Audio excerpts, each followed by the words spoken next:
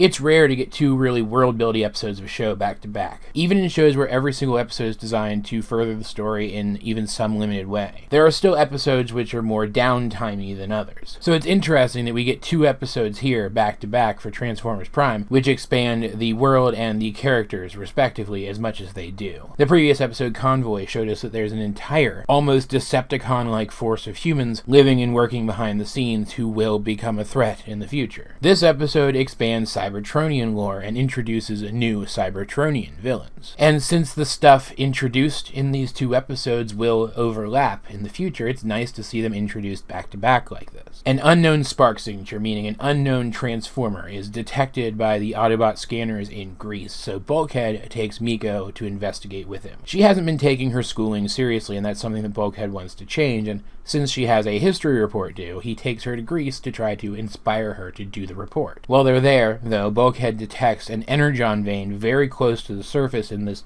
same area where the spark signature was detected. He and Miko also notice a fresco on a nearby wall, depicting one of the Greek pantheon of gods holding a golden orb in his hand, which Bulkhead recognizes as a Cybertronian device called an energon harvester. Meanwhile, in an aside to the Decepticon ship, we are introduced through an interaction between a new character and Starscream to a new character named Knockout, who had been brought on board because he should be able to help Megatron get back on his feet. But he has a partner, and the two of them were investigating an energon vein before they were called to the Nemesis. And Knockout's partner, Breakdown, decided to stay behind for a little while. And wouldn't you know, it's the exact same energon vein that Miko and Bulkhead are at, and they have a little confrontation with Breakdown, where the fresco is destroyed. Luckily, Miko got an image of it. They're able to research it more back at the base, and Raph even finds instances of a statue that seemingly corresponds with the fresco on the internet. The statue is even holding a golden orb in its hand, one which isn't part of the statue itself. It's a separate item. And Optimus recognizes it immediately as the real energon harvester, explaining that ancient Cybertronians used to hide technology like this in places where it would be needed and then leave clues in ancient artwork to where the object might be. Humans have just made the job a lot easier by uncovering the object, recognizing that it was in ancient times paired with the statue, and putting both of them together in a museum. And since the existence of this particular statue holding this particular device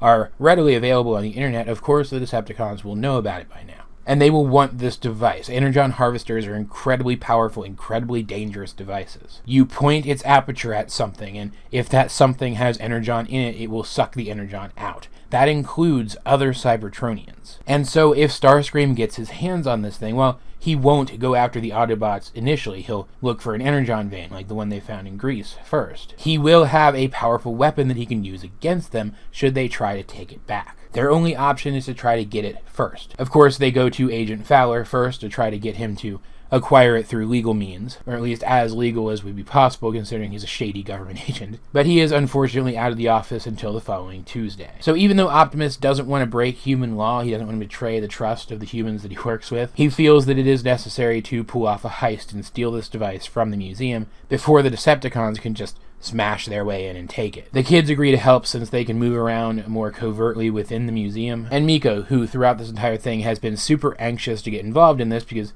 it sounds thrilling to her, even manages to pull off a neat trick with her camera phone to trick the security cameras into thinking that the object is still there and the kids aren't in the room. Of course, once giant robots start stomping around outside as they fight, the phone is knocked off center and it's revealed that something is going on, but still, it was a clever idea. Even though the Autobots are watching outside, they have the entire place surrounded so they can see every single part of the building all at once. And even though Optimus is the one closest to the Harvester and to the kids, Knockout and Breakdown just kind of roll right up to him and act completely unconcerned that this is probably Optimus Prime that they're dealing with. It's revealed that Breakdown has a missile launcher even in his car mode. He uses that to distract Optimus while Knockout basically tases him. The others show up, but Knockout and Breakdown are coordinated enough that they manage to knock them around for a while. But especially once Optimus gets back up, it doesn't really seem like either side is making a ton of progress. This is about when, though, first, Miko is caught by security and taken back to the security room in the museum. And two,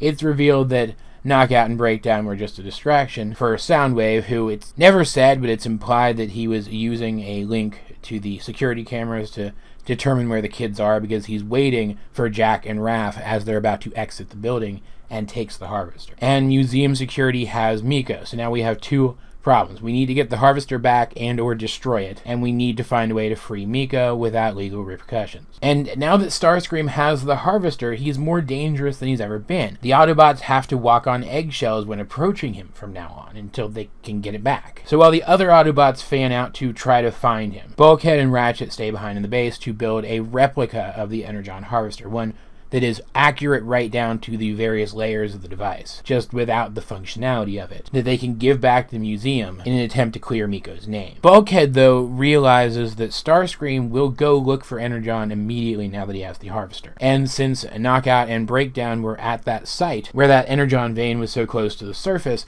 that's where he'll go first. He will always look for the easiest road because he's Starscream. All throughout this entire episode, Bulkhead's been worrying about his own intelligence. You could even kind of read it that that's one of the reasons why he wants Miko to do well at her education, because he doesn't want her to turn out to be a dum-dum like he is. But he does figure this out. He does make that connection where nobody else on the team did. And when he shows up and Knockout and Breakdown both attack him at the same time like they did Optimus before, we get to see that even if he's not super book smart, he's definitely smart when it comes to fighting, as he is able to use their movements and their weapons against them to knock both of them out relatively easily. It's only once Starscream turns the Energon Harvester on him that he has a problem. We had actually seen Starscream use the Harvester on a Viacon earlier. Not only was it over in seconds, all of the Energon being pulled from the unfortunate Transformer, killing him instantly, but it also seemed excruciatingly painful. He was writhing on the ground by the time it was over. But Bulkhead, after a brief stumble, he just gets back up and he walks right through the Harvester's beam,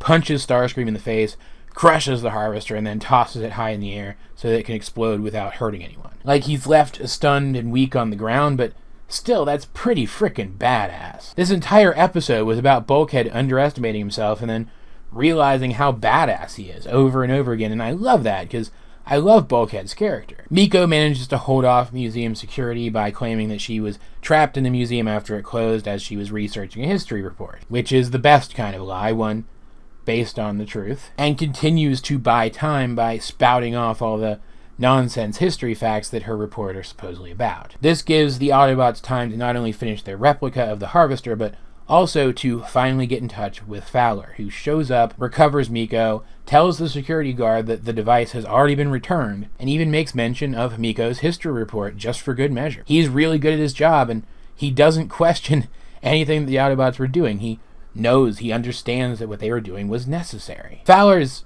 a bit of a hard ass, but he's still a really good guy, and I love his character too. Like, his involvement in the plot was super minimal, but it was still really enjoyable. And all of this has taught Miko the value of her intelligence, as if she hadn't known all those history facts to keep spouting off to that security guy, she might have been taken off somewhere else, somewhere worse, before she could be recovered. So not only do we have 3 heroic characters in this episode who I really like personally, who either get a chance to shine in this episode, get great development in this episode, or both. As well as the introduction of 2 new Decepticon villains who aren't killed off by the end. This episode really feels like it's starting the show going somewhere. And that brief scene early in the episode where it's revealed by Starscream that he brought Knockout to the ship to restore Megatron shows us one of the directions that the show might be going at this point. The restoration of Megatron, which would be devastating for our heroes. Knockout and Breakdown are super compelling characters, and I'm really glad that they get to stick around, as the last couple of really compelling Decepticon characters that weren't part of the main cast turned out to be one-shots who were killed by the end, and you guys know at this point how much that annoys me. Knockout is almost likable as a villain, rolling up right next to Optimus Prime and revealing his existence as a Cybertronian to him because he's just that confident that he can beat even one of the most powerful Transformers ever. And Breakdown is revealed to have some history with Bulkhead, which isn't explored at all in this episode, so we know we're getting that later on. If it does have one weakness, I would say that it's that it doesn't develop Breakdown's character at all. You don't really get much of a sense for his character at all, aside from the fact that he's big and brutish. But the fact that he does have a hidden history with Bulkhead suggests that we're going to get his characterization later, so I'm ultimately fine with it. It world builds, it expands the lore, it expands the characters. Overall, a great episode. And while I do know that some of the stuff in this episode goes in disappointing directions, just like some of the stuff from the previous episode, that doesn't